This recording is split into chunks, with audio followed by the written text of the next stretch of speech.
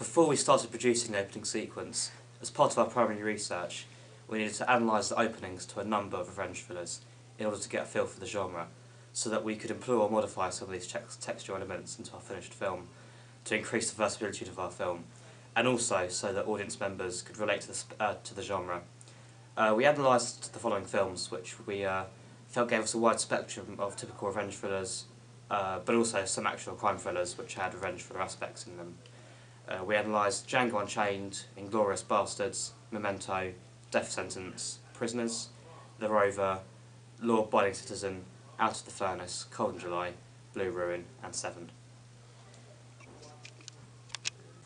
In the films that we textually analysed, there was a wide spectrum of little to no sound. For example, in Blue Ruin, where the main protagonist hardly speaks but could still create meaning for the audience, we found this very inspirational and so didn't want to include a load of dialogue to detract from the action and ruin the tension we tried to accomplish with our film. Furthermore, in terms of the soundtrack, we were particularly impressed with the John Carpenter-esque soundtrack in Cold in July, which gave the film a degree of fun and wit, but in the end we chose to use a soundtrack by Johan Johansson in Prisoners, as it is a very dark, brooding score, and we felt this would elevate the tension for the audience and stay true to our film's very bleak, somber tone. In terms of the mise-en-scène, we carefully chose locations which we felt would suit the film best.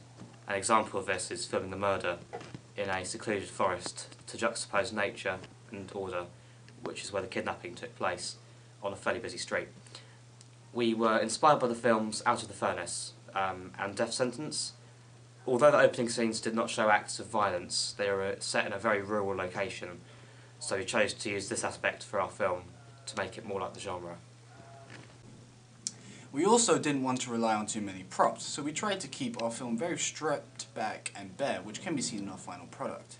We were particularly inspired by The Rover and Django Unchained, where these acts of violence would happen in barren, desolate locations, and particularly in The Rover. The characters are quite savage due to the economic crisis and doesn't have a lot of possessions, so we used this aspect for our film. So many films rely on CGI and visual effects and green screening. We wanted to try and make this film as bare and bad to the bone as possible.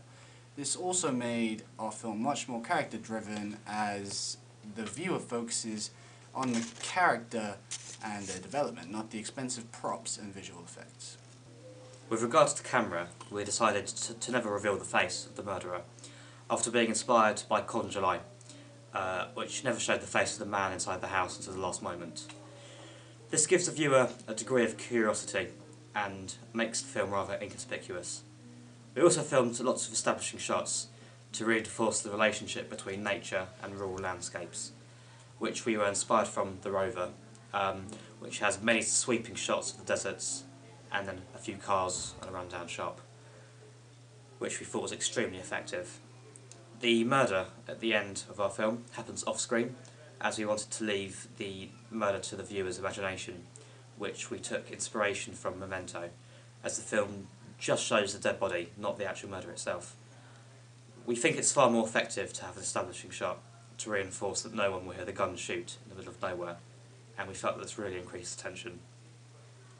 Finally, with editing, we chose to use a lot of quick cuts and transitions. The transitions make the film look more professional and cleaner looking, interspersing between the different character arcs in the beginning, between the hitman and the two girls.